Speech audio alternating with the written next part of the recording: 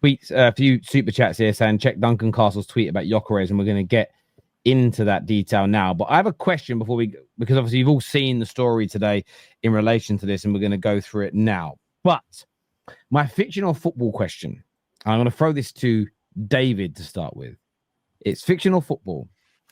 Arsenal's hesitation or slow approach to finalizing the Gyokeres deal will cost them crucial momentum at the start of the season.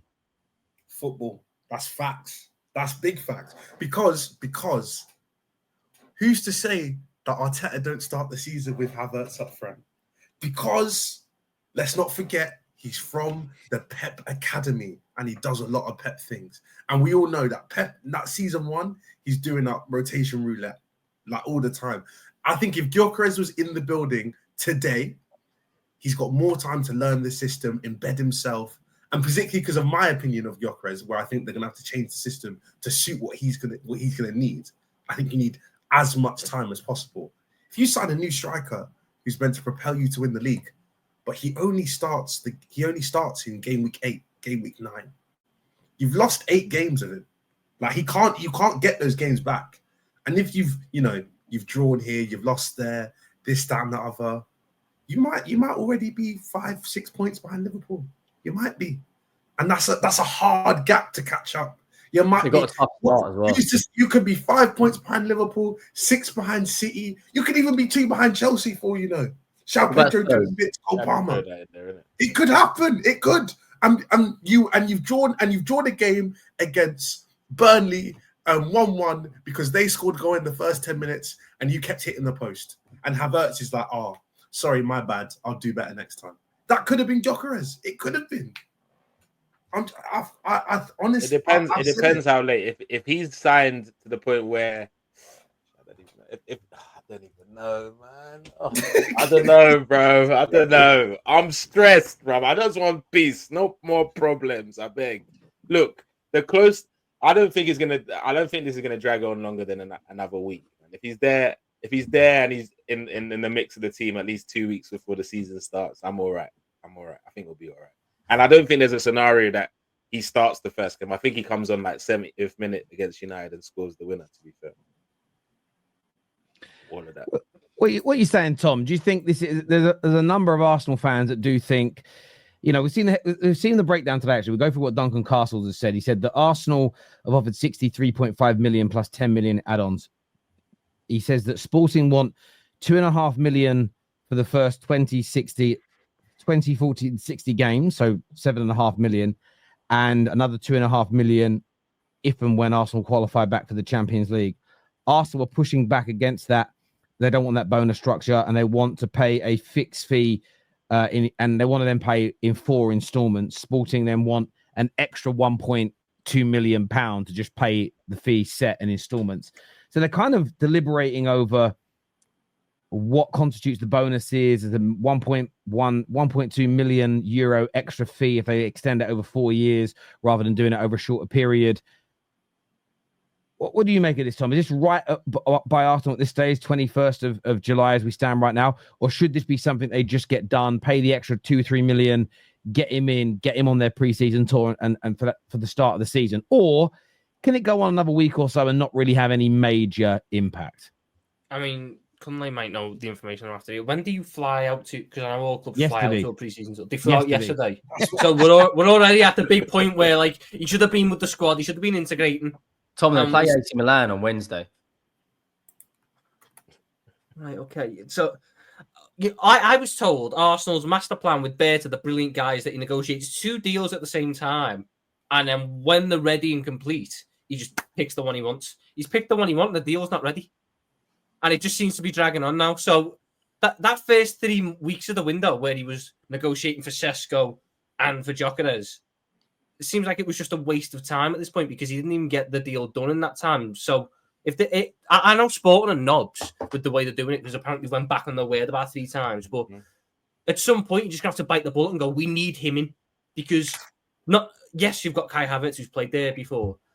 But isn't Kai Havertz coming off the back of like a 4-month injury where he ripped his hamstring off its bone or something? So he's not going to be 100%. You're the striker banging still got... gym, bro. He's all right. He's been banging out gym, bro. So you've got one guy who hasn't played football since about February, and we don't know how his hamstring's going to hold up. Your other striker still has no knee, and I don't think he'll be fit till about January-ish. Marino, as it stands, is probably, still an option up front, which shouldn't be the case. I don't see why you've not at some point just sort of bit the bullet and went, let's just get him in. We'll take the L. We'll take the bit of a crap bonus structure. Because you know what? If he comes in and he bangs the way we think he'll earn us that money back and more in the first season.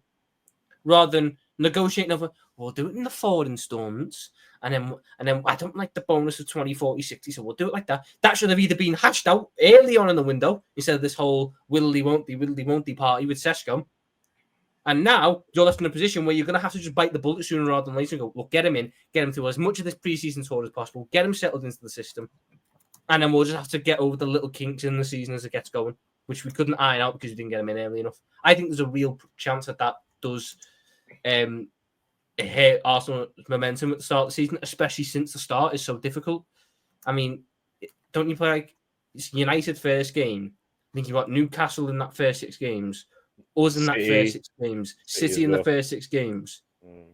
Like that's United's not a tough game, but it's a bit of an annoying one.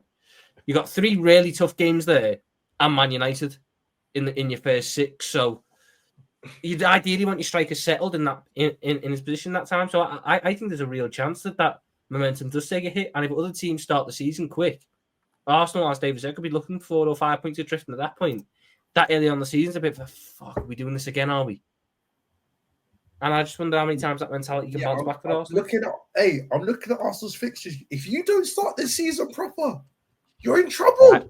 I haven't seen them yet. So you understand the issues to the question you asked. Man United, Liverpool, Forest, City, Newcastle. You're if things don't go well, you're chilling with Man United. You're chilling. Hey, calm down. Chill down.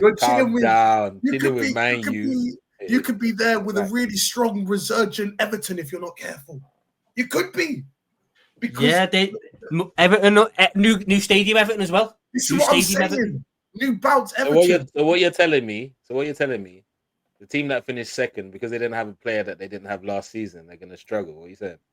You're saying that. Look at you lot are just saying it. No. You lot are saying. I'm asking. You lot are saying it. Do you know you just said if we don't get Gyokeres till like 2-3 games in, you painted the whole scenario, David. I'm asking you. Is that what you're saying? The second best team in the league is gonna be a Man United if we don't sign Gyokeres in the next few weeks. From your reaction. Every time I mention NM20, your head does this. And you're doing this. You're stressed yourself. You are stressed about your own season. I've not ever denied that. I'm just looking from an outside in perspective. I'm just saying that if you start slowly and you're still having the same issues where you can't score goals, it's 1-1, 1-0, 0-0. Before it could happen. It could. I'm not saying I don't think he's beating his man down the left and then putting the cross behind the goal. The same way that if you have a Club World Cup hangover, it could detriment your season as well. There's loads of ifs and buts that can happen. There's lots of ifs and buts. I've already said I don't think me personally, my definition, the challenge is going to be tough. I think it's going to be tough. Because I think we're going to drop off towards the end of the season. I'm aware of what can happen in the worst case scenario for my club. I'm talking about your club. Because every time I mention NM20, what are we doing? You flew out yesterday. Gyokeres not on the plane. He's not on the. I've seen fans putting him in cars. You can't take a car to Singapore. Can't do that. It's struggling. I hear you, but. The reality is he's coming to the club. There's no doubt about that. No, because the other problem though is this: he's not had a preseason at Sporting. He's not been going there. So if this drags on and we're getting to August by the time the deal's done, he's going to have to fast track a preseason. In half the time, he won't be 100% sharp and ready and fit at the start of the season. So those first couple of games of the season, João Pedro did okay off the beat. So it'll be all right, man. Yeah, but that's Jaoun. That's Zawu.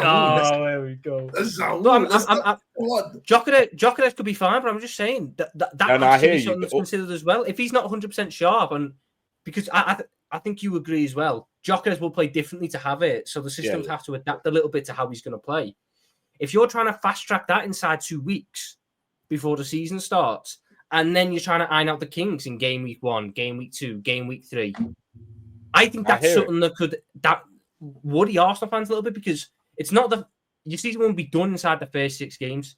That's a bit of a laugh and a joke. Sure. It's the type of games that they are. It's the momentum you can build from them. Because if you beat a Liverpool or you beat a City in the first 6, you're going, fucking hell, Mercedes now. The signings are here. We're gonna smash it.